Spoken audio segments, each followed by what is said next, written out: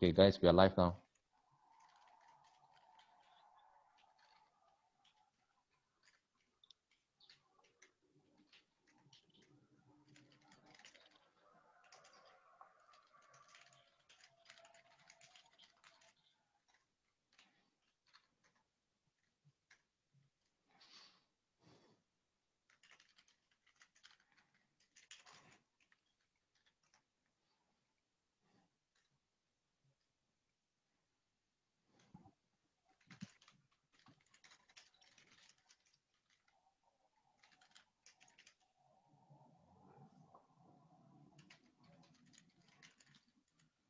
Let's wait for a couple of minutes for the audience to come in. Thanks for coming in.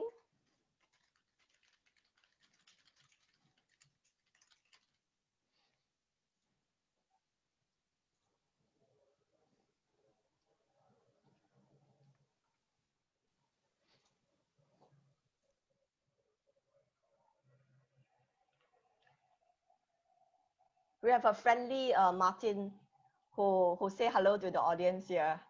Yeah, great. I think we can start at 4:31, 32. Just a few more minutes.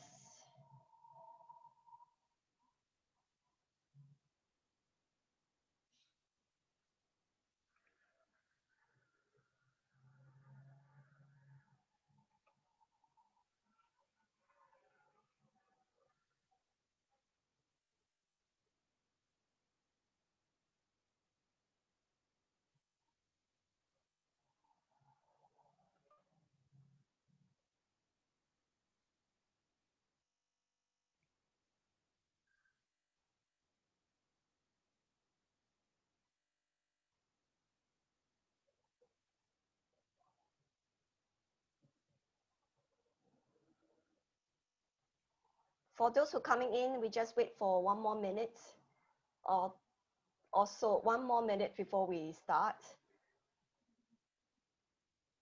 1 or 2 minutes. Let me see. Okay, I see. I know people who are surely dialing in, but they're not in yet. We have people from Japan as well today, at least 2, 3.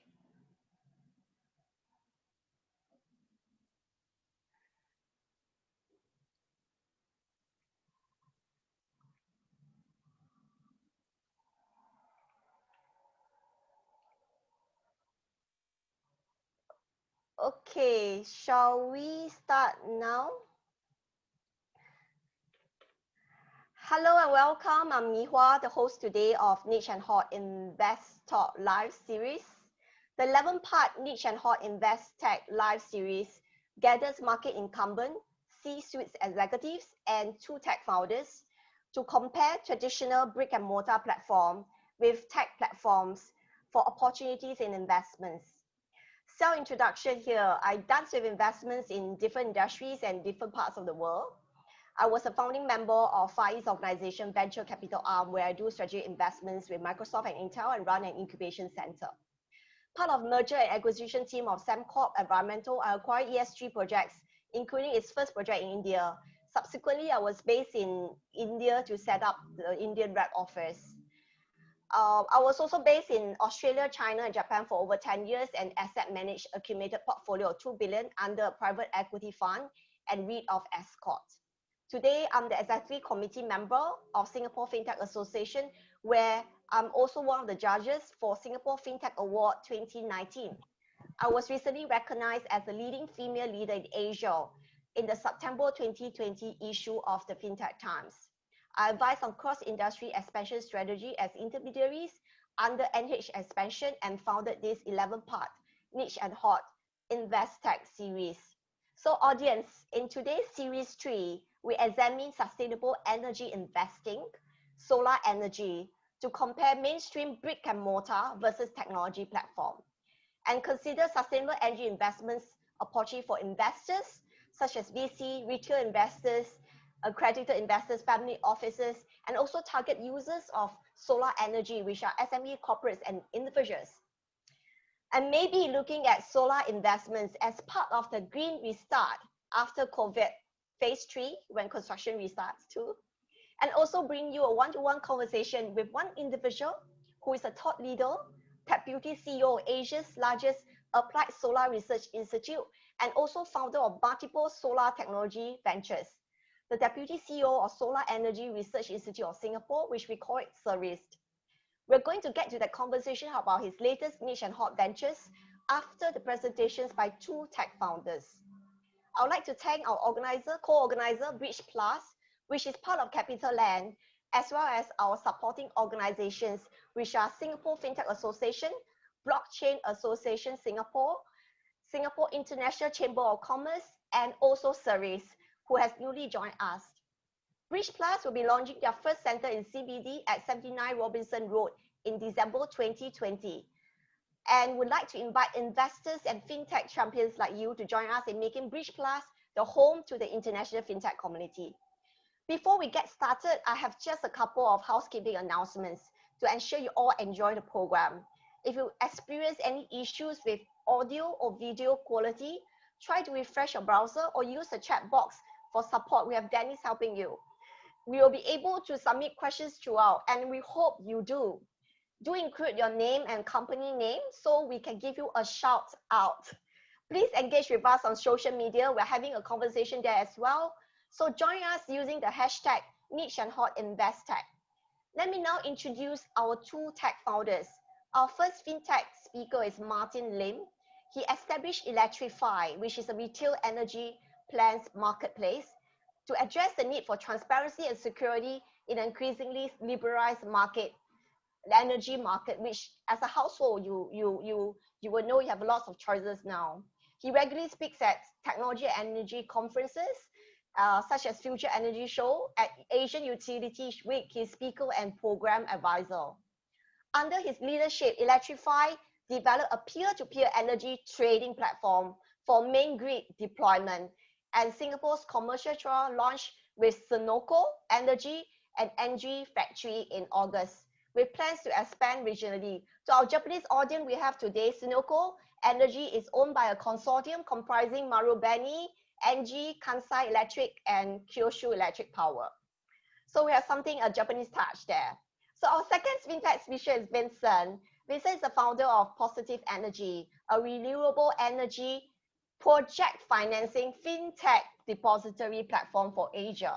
He has over 10 years experience in the energy industry. At Positive Energy, his role is to deal with money, which is investments for commercial renewable energy projects in Asia. Prior to Positive Energy, he worked at Royal Dutch Shell. He has a strong background in financial world, particularly in economic, energy policies, and regulations. He studied industrial engineering and is a chartered global management accountant accredited. Audience, we have our first speaker, Martin. Let's get started. Great, thanks, Ngee Hua. I'll take over the screen. And here we go. Excellent. Can everyone see my screen? Yes? Okay. So a quick intro to what Electrify is. We founded a business back in 2017. We started off as an electricity contracting marketplace. But very quickly, we started developing a peer-to-peer energy trading system. We ran the first pilot for the system and we completed it in early 2019. TEPCO was along as an observer back then, and after the pilot, they liked it enough to say they will take a small interest in the business, and they invested in early 2019. We had spent the last year plus lobbying various energy companies in Singapore, and we launched a commercial pilot with Senoko and Engie Factory in August this year. And right now we're planning for trials in Malaysia, Thailand, as well as Australia. So what is this platform that we built? Effectively, we built a grid-wide peer-to-peer energy trading platform with real-time monitoring of the data. Currently, right now, our capacity is we can handle up to 2,000 residential participants. Moving to a new architecture that by 2021 can handle 2 million participants across the citywide grid, trading power simultaneously. So part of our IP, we developed a demand and supply matching engine, which matches all our consumption against all the production within the network itself. And of course, we'll have some secret sauce that we've developed, a matching algorithm that optimizes the amount of the energy. Right now on the platform, we're hitting 100% efficiency. That means any energy entering into the platform gets matched and transacted and settled. We leave effectively, as the investors say, we leave nothing on the table. And that basically is what we've done. We've gone to market and we're hoping to take it regional. And great, thank you, Ngee Hua. That's my part. Thanks. May we invite Vincent, co-founder of Positive Energy. Absolutely. Let me share my screen. Can you see my screen? Yes. Okay, good to hear. Well, thank you, Ngee Hua. My name is Vincent BAKKER from Positive Energy. Renewable energy is already a huge market. In 2019, about $150 billion was invested in renewable energy across Asia, and this is expected to double by 2025. But there's a problem. The funding process of especially small to medium-sized projects is not working, and you can imagine because renewable energy is highly scalable. A solar farm can be any size. But who's financing the smaller projects? Project developers, they cannot fund their projects in time, and there's a lot of investors that are interested in smaller projects, but they can't deploy their capital. That's why Positive Energy runs a digital platform. We reduce the cost and complexity of the fundraising and investing in renewable energy projects. We offer matchmaking services because the projects that we put on our platform get a global reach to investors, and investors get access to vetted deal flow. We digitize the entire investment process, which you can imagine is still the world of old-fashioned M&A bankers in suits. We standardize project information, have a virtual data room, and we allow a portfolio of projects. And finally, we have a lot of productivity tools. We automate the investment process, and for people that look into projects, we can do completely automated ESG reporting and certification. Now we're a team of 5. We have Nicola, who comes from the energy industry. He works in Schneider Electric and did energy projects and digital services. I did a lot of investment work in Shell. And we have Jin, who does legal. We have our VP of India, Rishi, and we have our VP Vietnam, Huang. Now we are a for-profit venture, but we want to create positive social impact. The most obvious one is that due to our platform, we can accelerate the deployment of renewable energy because we can reduce CO2 emissions and enable access to electricity. But there's some other advantages. We want to play our part in the development of green finance because with our platform, smaller local investors can now also participate in renewable energy projects, and we reduce the entry barriers. And finally, we help local businesses because if we can offer access to financing, then local companies and national champions can finally compete with large corporations. Thank you. Thank you, Vincent. Our market incumbent VIP speaker is Dr. Thomas REINDL. Dr. Thomas REINDL is the Deputy CEO of SERIS, which is the largest applied solar energy research institute in Asia with more than 160 staff. He's the founder of PV System Doctor, a solar capability solutions and diagnostics technology company. Dr. REINDL started with photovoltaics in 1992 at Siemens Corporate R&D Laboratory. After holding several management positions at Siemens and running one of the leading German PV integration companies as COO and their spin-off company, Proactive New Energy, as MD, he joined SERIS in 2010.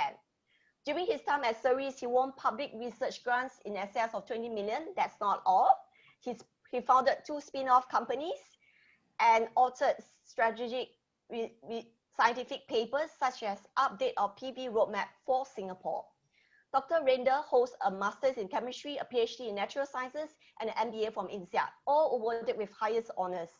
His research interests are not surprisingly high-performance PV systems, techno-economic road mapping, and reliable integration of renewable energies into energy supply chains.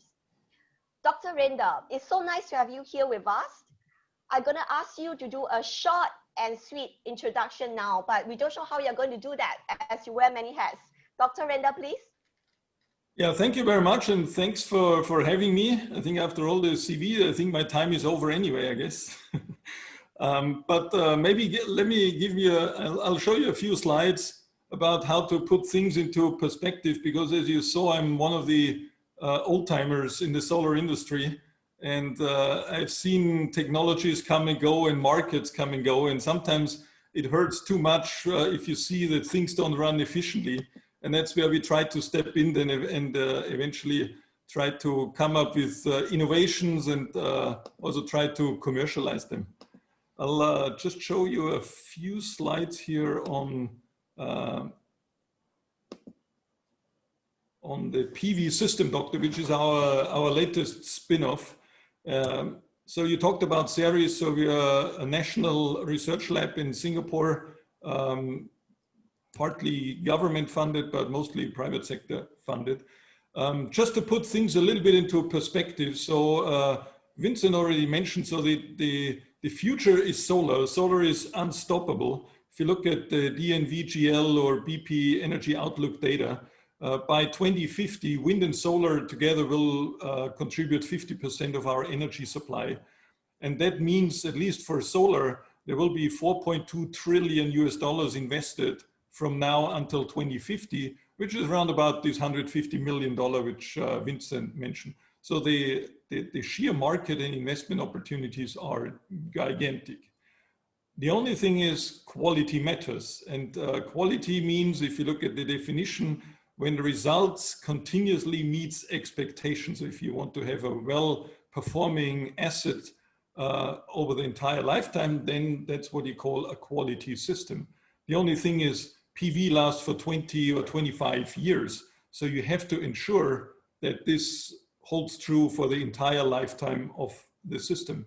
Now what happens in the market, and that's unfortunately that things not always go the right way. And here are some quotations, like so many solar panels out of China were produced here in such a short time. It's hard to imagine that there's no quality problem. Or also from China, many installations fail to generate as much electricity as planned.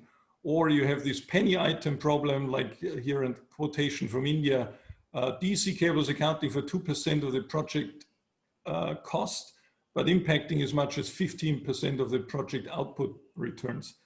And we also see this when we go into solar farms and try to assess. And here is an example from Southeast Asia, where it shows the power losses for different parts of an existing solar farm in the range of 10 megawatt asset size. And say A through D are normal degradation, which you have in every solar installation. But then a big chunk of this investment actually goes south quite badly.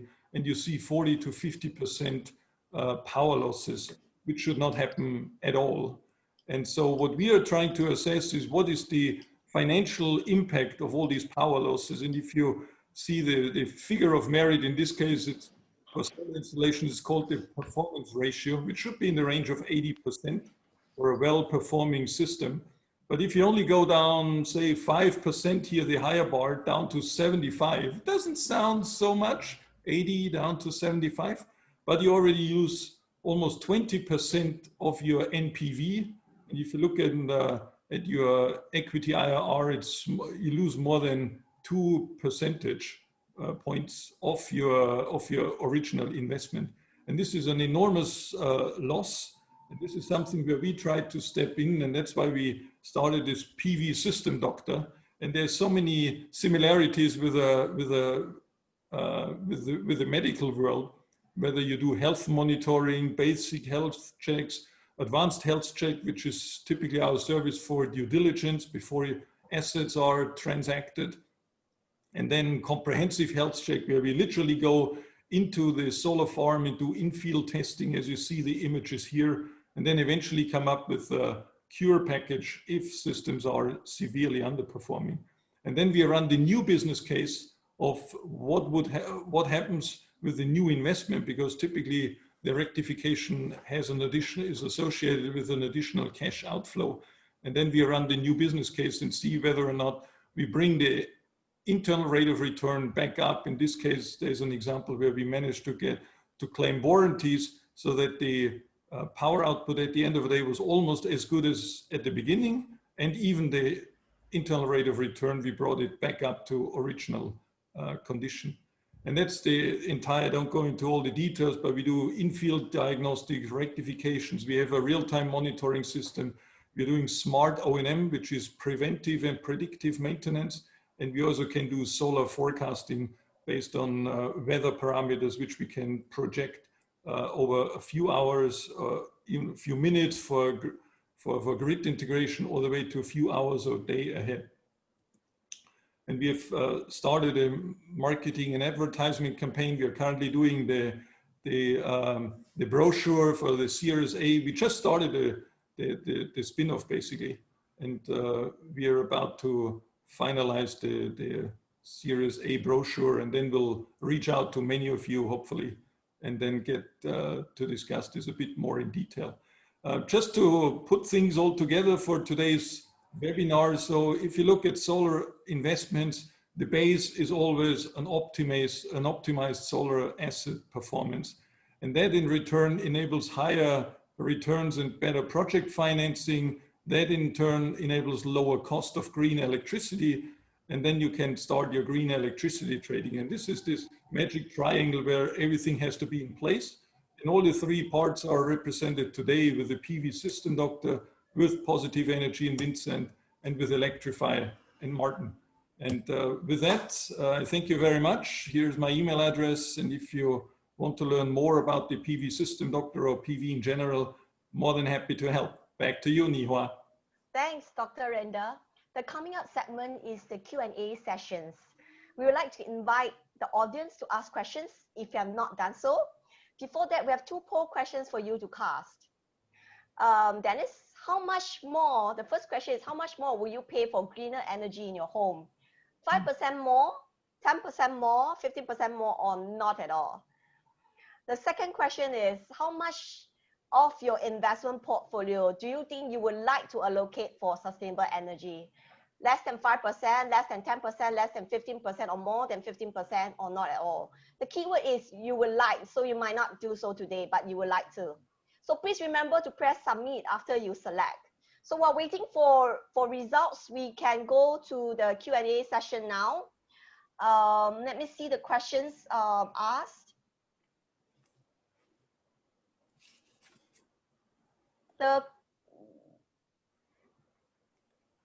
I think I don't receive any questions asked from live. So we are not done. So can you please send it to me? If not, I will now proceed to answer some of the questions that, okay, I saw it now. Okay, this is Anupam Kumar from SERIS as well. I have two questions. So it could be one of your students coming in to ask you questions. They are not done with asking you. As you know, there's inherently a limit to perfection in forecasting. If the forecast has deviated due to catastrophic weather events and the energy produced is not up to the acceptable standard, how do energy producers manage such uncertainties? And is there scope for startups that aims to develop models and analytics to quantify the risk for solar power modeling in Asia for reducing such risk of energy price budgets? Dr. REINDL, I think you might want to attend to this question. Yeah, I mean, the catastrophic weather events, that's obviously extremely difficult to project and forecast. And there is the risk is that in an energy market that you have spikes because of drop in solar or too much solar being available suddenly. And that depends then on the power market, how it's organized. For the case of Singapore at the moment, the power market is organized in 30-minute increments and the dispatch is in 30 minutes. And when we did the PV roadmap, we also looked into what is the variability from solar, because if the worst case is that you forecast for the next 30 minutes and your energy forecast for solar is basically, it can be perfect for the entire duration, but it can happen that the entire solar which you projected will already come in the first 10 minutes and nothing anymore in the second 20 minutes. And then you have extreme spikes and hiccups in the energy market. And that needs to be prevented. And one of the ways of preventing that is potentially to do a closing in shorter time frames. And if you look at Australia, for example, Australia is already debating and discussing a 5-minute closing of the energy market. So you slice the half hour in more digestible pieces where the forecasting has less, even if it's not perfect, it has less negative impacts. And that avoids spikes in cost, because these costs will eventually be borne by the consumer, and that needs to be avoided. Okay, thanks, Dr. REINDL. Let's jump into the next question. Dr. REINDL has really given a extensive answer to the previous. So for one of the audience is asking for enterprise sustainability commitment. What are the roadblocks to accelerate PV deployment in the region? Can I have Vincent? Yeah, so I think the deployment of solar and renewables in general in Asia is really taking off. We see some promising results. I think it's driven by two factors. One of them is the fact that renewables are simply cheaper than ever. So the economic case is going up. And the second reason is that there's an increase in awareness of the damage that we do in the environment, and the reason why we should go for renewable energy. China's a case in point, which 10 years ago, you'd be lucky if you can see the guy on the other side of the street in Beijing, and has just made a pledge to be completely carbon neutral by 2060. So both will amplify each other and will hopefully lead to a sustainable future. At the same time, power markets here are not as liberalized as in Europe or Australia. And even Singapore, though you could say it's a free power market, it's not as free due to some of the limitations that Dr. Thomas indicated, not as free as some other places. And that's holding the deployment back, unfortunately. Martin, what do you think?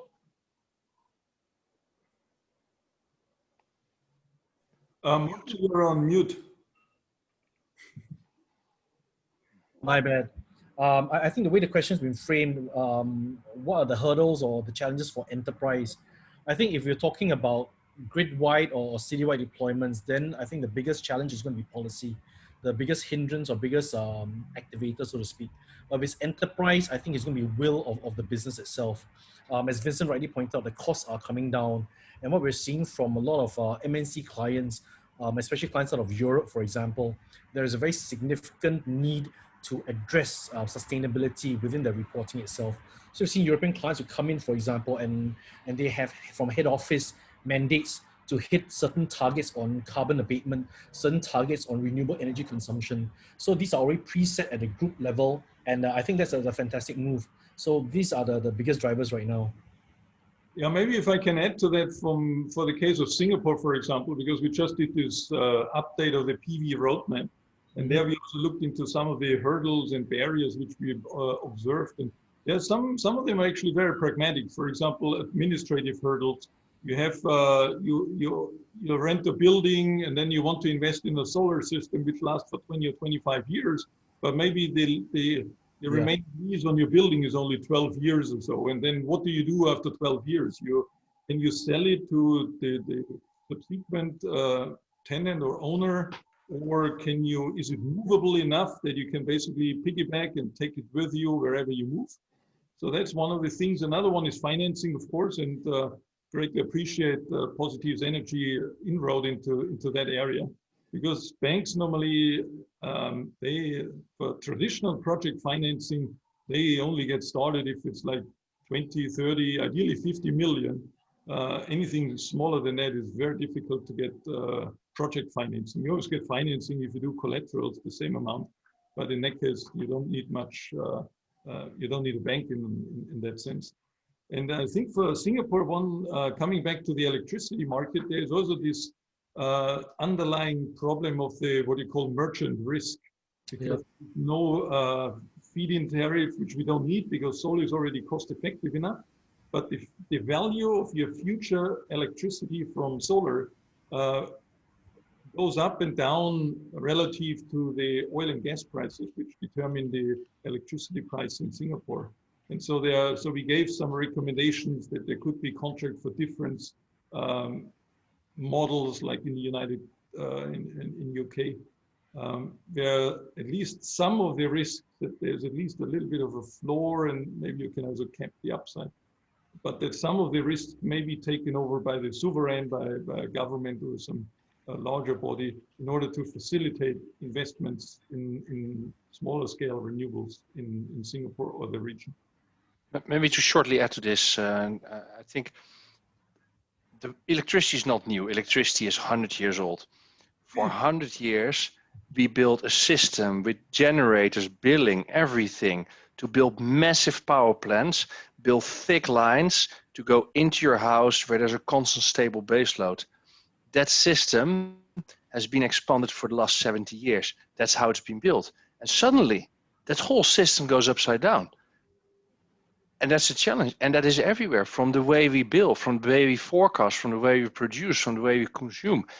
The whole electricity technology is going upside down. And that's not that you cannot address that by just one policy change, one good intention, one simple fintech. It's a massive undertaking to change an industry built over maybe 100 years. Yep. So Vincent, since you're talking about fintech, I have a question for you. What's the best way to create global incentives to reduce the usage of fossil fuels, as well as how can fintech play a part and drive climate change? Yeah. So maybe answer the first question. I've been in Singapore 6 years now, and I know how people react here through their wallet. I believe to get rid of fossil fuels, ultimately, the same thing would apply, making things pricier. I'm a big believer in what's maybe a bit of an abstract topic, but what we call carbon tax. That means that the moment what you do, you emit carbon, you pay. I burn gas on my stove, I somehow pay CO2 tax. A refinery consumes oil, they pay CO2 tax. I import something that has been made with coal power, I pay a CO2 tax. I think it's a very, very effective mechanism, because I don't need to put tariffs on every single project group. I don't need some sort of complex tax system. I only need to know how much carbon somebody consumed. And the beauty is, I also don't need to choose what is the best way to prevent fossil fuels. What is the worst fossil fuel? What is the best way to solve it? I just price on carbon. If one technology turns out to avoid carbon more than the others, that technology will be more profitable. And yeah, your second question, fintech, I think that comes back to my comments just now. And on top of that, the system that I just prescribed. When we go to distributed generating, where every single household is a producer and a consumer of electricity within the same minute, and we go cross-border accounting for, hey, did you eat an avocado? How much CO2 did that one emit? I cannot do that with pieces of paper. I cannot do that with traditional technology. I need technology startups that come with novel and efficient ideas to account, come with the trust to account for it, and with the capacity to do that for billions of consumers all over the world in a trusted way. And that's a big role for fintech. What about Martin? What do you think?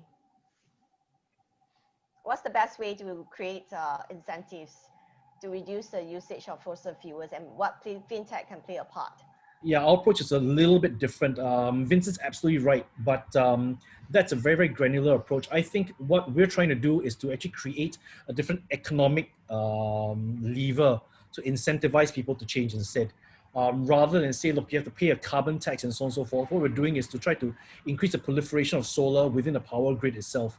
So right now, for solar projects, for example, any large-scale, significant size project is almost always put in as a tender by a government. So effectively, government puts in a power purchase agreement, offer to buy the energy. The government becomes the counterparty. They bear the burden of cost or risk, so to speak, within such an arrangement.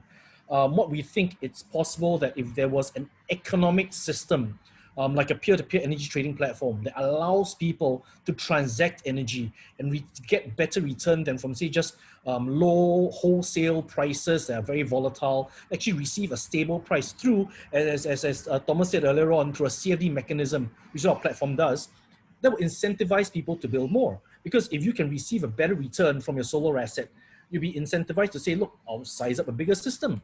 Because right now, if you're building a system on your rooftop, for example, right, let's say you're a commercial entity, you've got a warehouse, you'll size your system to offset your local consumption, because it doesn't make sense financially to export the extra energy. It doesn't help you recover costs significantly enough, and so on and so forth. By Okay, having an economic system Martin, like as ours. Martin, it's a very interesting topic, and I can see you have a lot of passion. So do audience called Stephanie Chong. He has a question is related to this. I shall not let her wait, because I'm also interested to know. Her Okay. question is there a possibility for public normal people, and she's referring to herself obviously, or me, I'm very normal, to invest in solar power plant or company through crowdfunding, like could be crowdfunding, but I add on, it could be REIT, because I have a REIT background.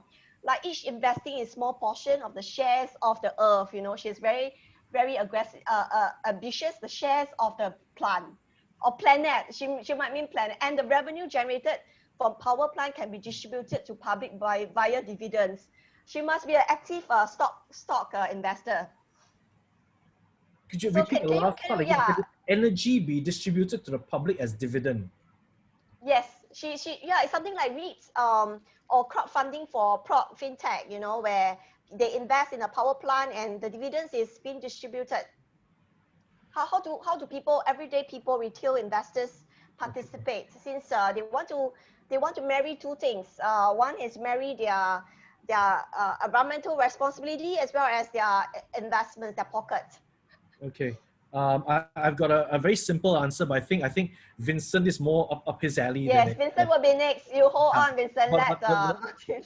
the simple answer is I think it's very, very possible.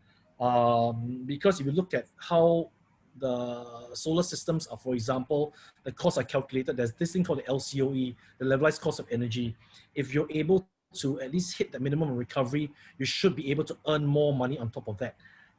There have been other projects that talked about, they have created models where they attempt to pre-sell the entire generation across the lifespan of the asset in a single tranche. And then they slice and dice into smaller granular tranches for small scale retail investors to buy into. That's been done, and there are many ideas like this, and it relies on technology. Now, the other question about whether they can receive dividend as energy.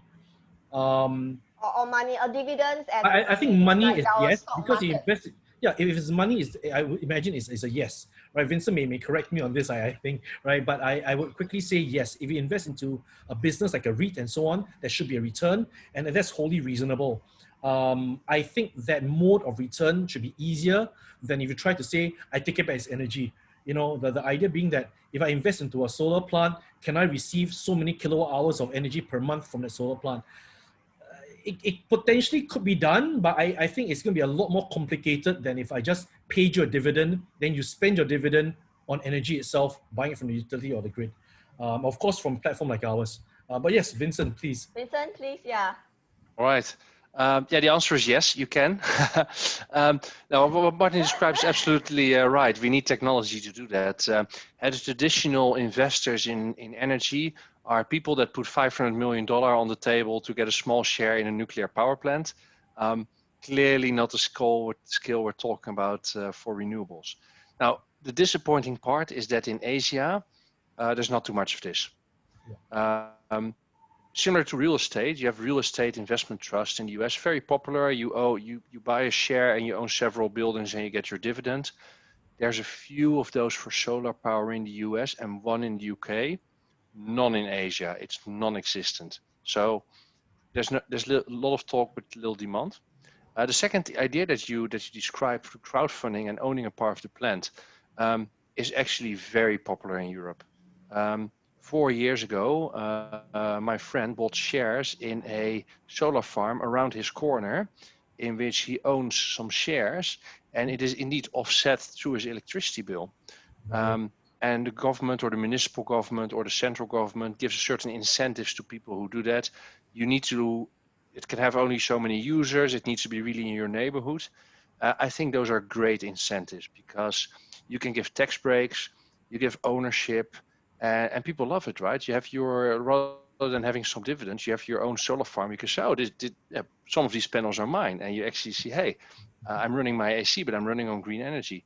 So I hope more of that will ultimately be possible in Singapore and Asia in general, because it's a great idea. Yeah. When is it going to happen, you think? Just one answer in terms of number of years. In Singapore, Indonesia, or in general? Singapore and Indonesia. Just Indonesia 10 years, Singapore 1 year. Okay, what about Martin? Just number. Singapore and Indonesia. Indonesia, I think, is a long way off. I think it's quite a long way off. Singapore? Singapore, though, I think we can see interesting models within the next... Number, we want a number. I give it 3 years. 3 years. Dr. REINDL?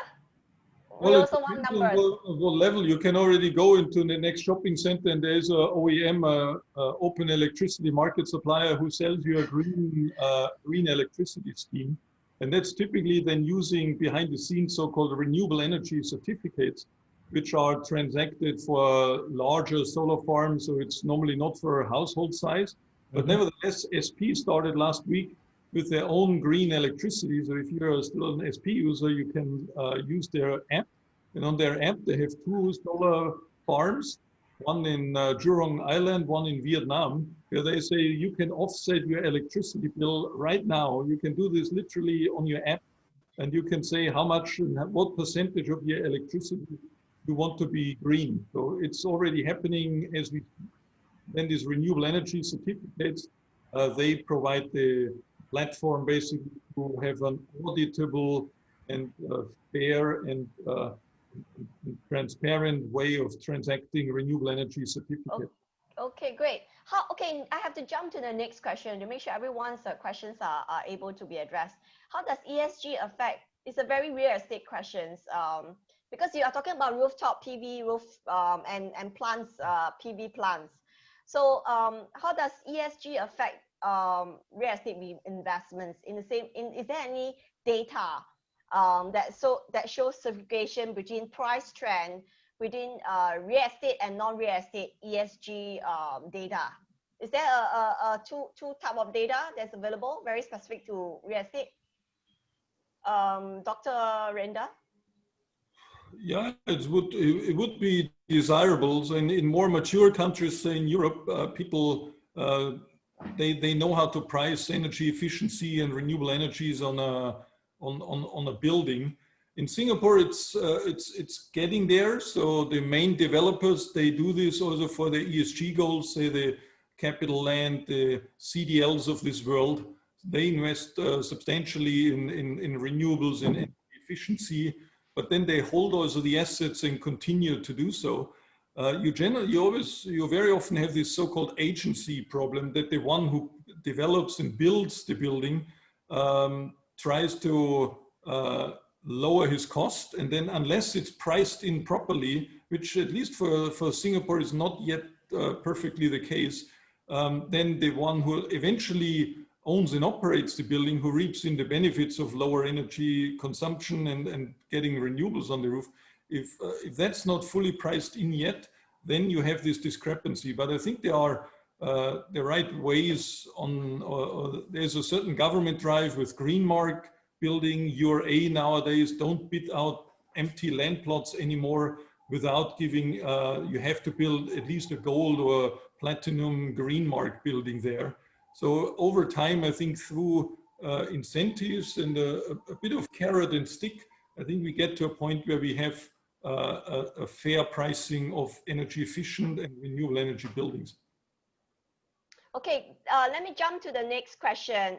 With COVID and political instability, you know, Donald Trump, China, India, Japan, some political tensions. What does this mean for future of renewable energy? Can I have Martin? Wow.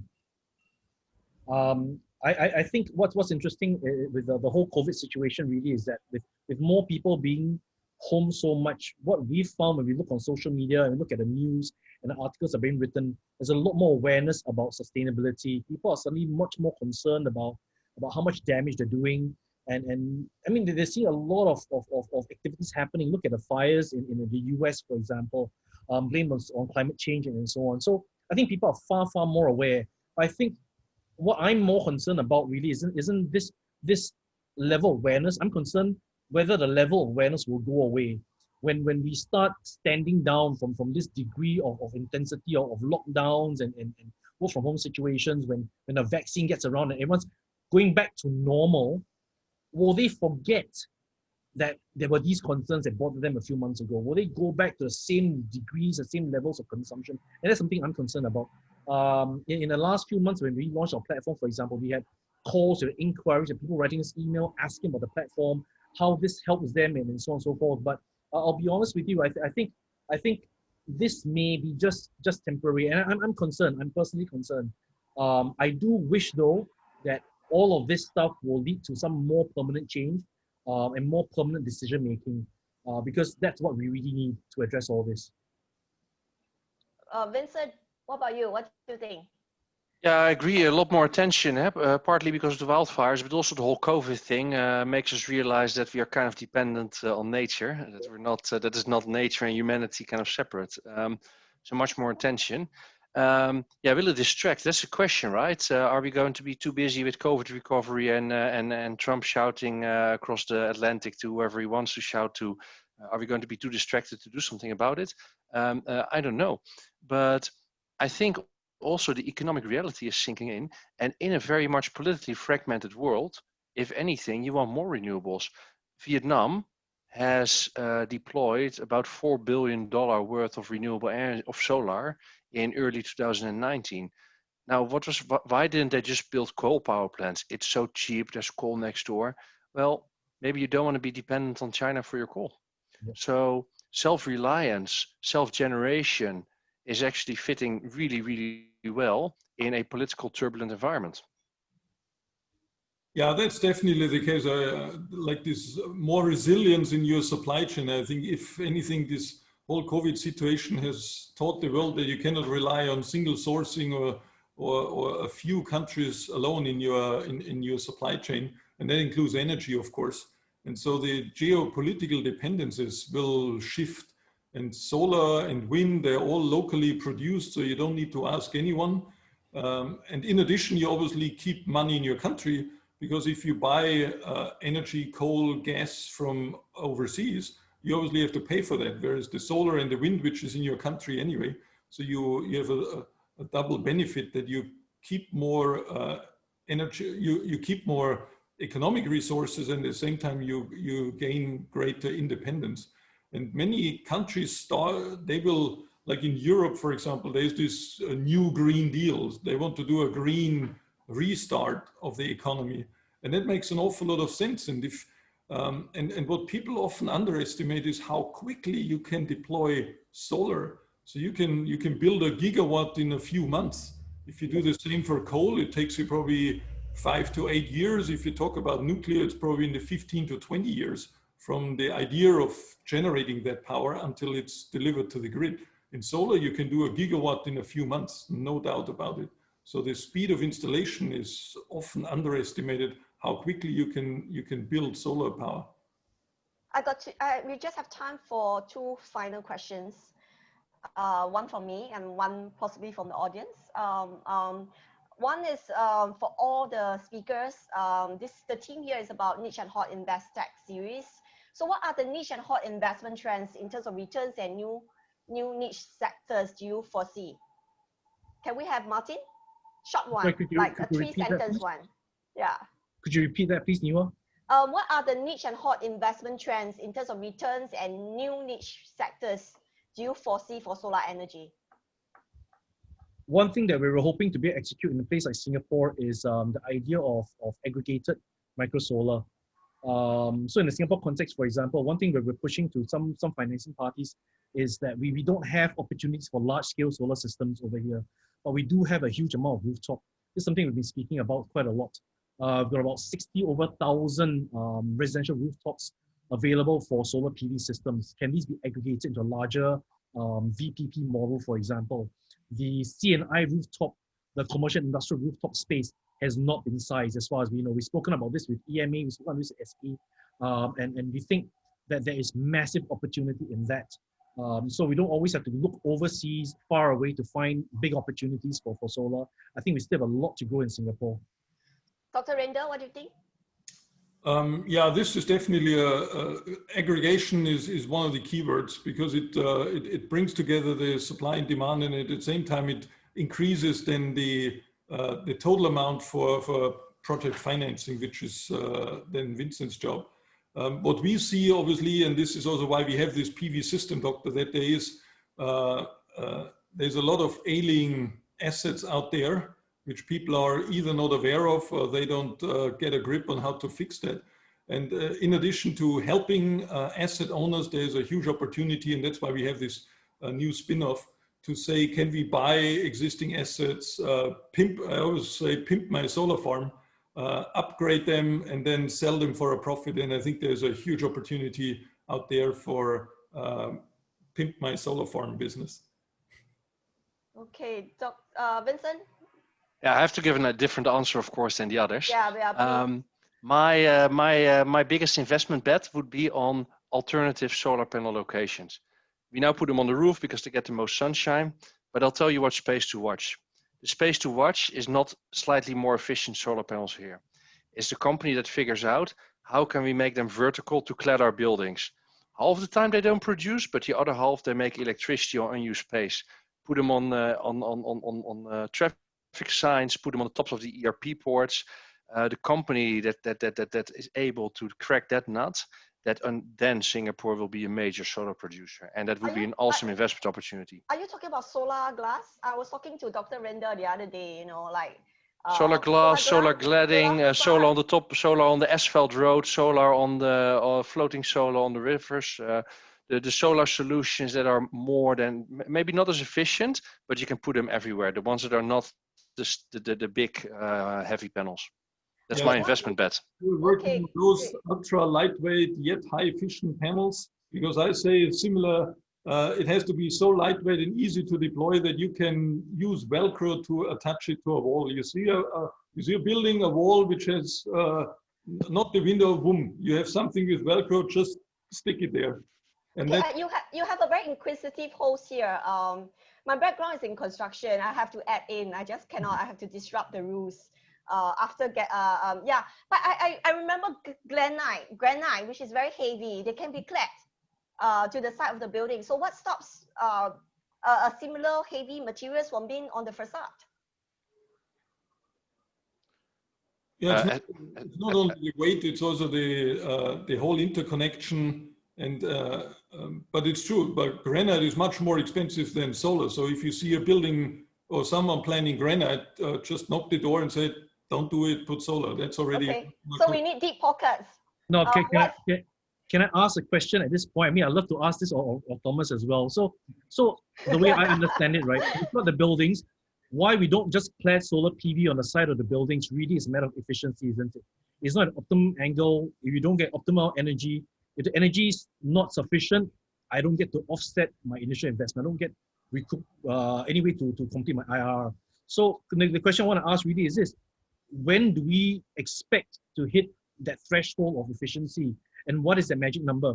Right now we're trending about 20 something percent, like 24, 25%. Are we expected to hit maybe 40% before this kind of cladding makes sense? Because Vincent's got a great idea, and we don't need special new materials. If we can hit high enough efficiency, we can clad the external concrete of any building and turn them green. But what is the magic efficiency number? Yeah, it's not just efficiency, it's also cost. So it's the combination of cost and efficiency, and cost also to how to deploy it. And we are looking, and the big market is retrofit. I mean, you can always talk about fancy new buildings, Sir Norman Foster type of architecture. That's important to do it, to showcase what's possible. When we did the roadmap, we analyzed 132,000 buildings. That's the existing building stock. That's the big market. And for those, we need inefficient solutions, and the efficiency has to be there as well, but they have to be cost effective. Yes. It's more important than the efficiency. The efficiency will reach 30+% over the next 5 to 10 years with different type of technologies. Not 40, because there's some thermodynamic. So it looks like so long as the glass or whatever cladding on the side of the building is it's the same price of current materials. Anything upside in terms of solar efficiency looks like it's a upside. It's a plus point, isn't it? Yeah, it's a combination of factors, right? If I want to just get the efficiency up, of course my returns go up, but I'm not using the space. So if I can glue something against it, all the electricity extra is nice. And then the other component is power prices. Singapore has a high power price. I can make a 15% or a 10%. I can take a super old solar panel and I make a profitable project in Singapore because people here pay twice for the electricity than what they would pay in Jakarta. So that's the way, and with the high power price comes the economics of inefficient solutions. So who cares that my solar panels are less efficient because I put them vertical? It's okay. And they're not as efficient because they're lightweight. It's okay. It's free electricity. I save the cost on the other cladding and I sell the power at a high price. I'm still winning as an investor. Wow. Okay. Great. Nice. It's so good to have a active discussion on this topic. And I think we need a think tank, discussions more than this after this webinar. But audience, and also the panelists, we are reaching the end of the webinar for today. I hope I can continue, but I don't want to hold everyone up. And I look forward you to join us for our future Niche and Hot InvestTech series. Let me on my video. I'm sorry. I would like to see you. Yeah, in the following months, and finally to meet you in person at 79 Robinson Road, CapitaLand new flagship building in December 2020. The space availability is restricted because of COVID-19, and so far priority will be given to those who attended the series prior. Bridge Plus is a community and co-working platform of CapitaLand, with a focus on building communities and tribes through collaborative and flexible workspaces across Singapore, China, and India. Bridge Plus provides technical support today, so thanks Marcus and team, and thanks all supporting organizations. Thank you, Dr. REINDL, for accepting our invitation to be our VIP speaker for Series 3. Sure. Thanks also to our promising tech founders, Martin and Vincent. Most of all, thank you to you for being such an engaged audience. We hope you continue to join us, and we look forward to having you on the upcoming money sessions, which will likely to be held on 11 November and 11 December to signify our 11-part series, and that's at the same time at 4:30. Please do rate the speakers, the moderator, myself, and the webinar technical support from Bridge Plus before you log off. Goodbye.